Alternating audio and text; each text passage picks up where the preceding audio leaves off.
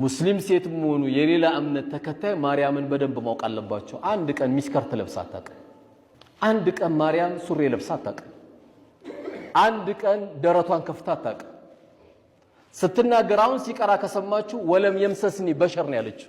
አንቺ መርየም አንቺ አረገሽ ብሎ ወረኞች መጥቶ ሲመጣ አረን ያ አንድ ወንድ እንዲህ ያልነካኝ ሲሆን ጌታዬ እንዴት አረግዛለሁ እንዴት እሶናለሁ ብላ ተጨነቀች።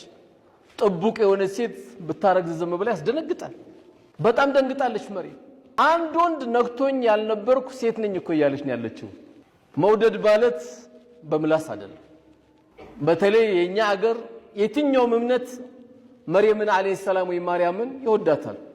መውደድ ማለት ግን ምንድነው ከተባለ በተግባር ሆኖ መገኘት።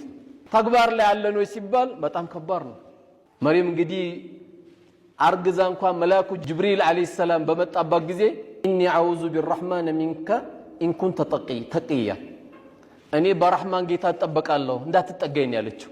እሱ ሊያበሽራት ነው የመጣው፣ ግን እንዳትጠጋኝ ያለችው።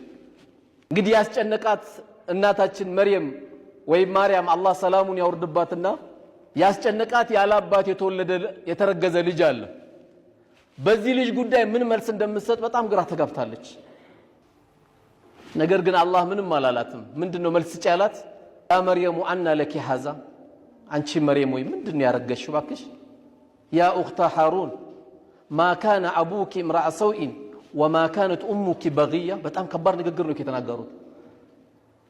አባትሽም መጥፎ አልነበረም፣ እናትሽም ደግሞ ዝሙተኛ አልነበረችም። ቃሉ አይከብድም? በጣም ተጨነቀች። እንዲህ መጥቶ ሲሉሽ ምን በያሏት? አላህ ምን በያላት? ፈአሻረት ኢለይህ፣ ወደ ህፃኑ አመላክች አላት። ወደ ማን?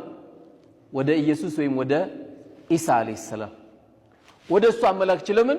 የእሷም ክብር መጠበቅ ስላለበት።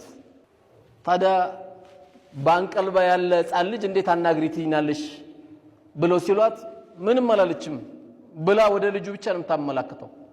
ከዛ ምን አለ ኢየሱስ አለይሂ ሰላም ወይም ኢሳ?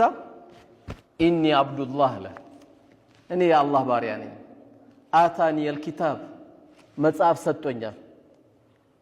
ወጀዐለኒ ነቢያ፣ ነቢይም አድርጎኛል። ወጀዐለኒ ሙባረከን አይነማ ኩንቱ፣ የትም ብሆን ደግሞ የተባረኩ አድርጎኛል። ወአውሳኒ ቢሰላቲ ወዘካት፣ አይገርም? እንድሰግድም አዞኛል፣ ዘካም እንዳወጣ አዞኛል አለ። እንዲህ ተናግሮ ለናቴም ታዛዥ እንደሆን አላህ አዞኛል አለ። ማን? ኢየሱስ አለይሂ ሰላም ወይም ኢሳ።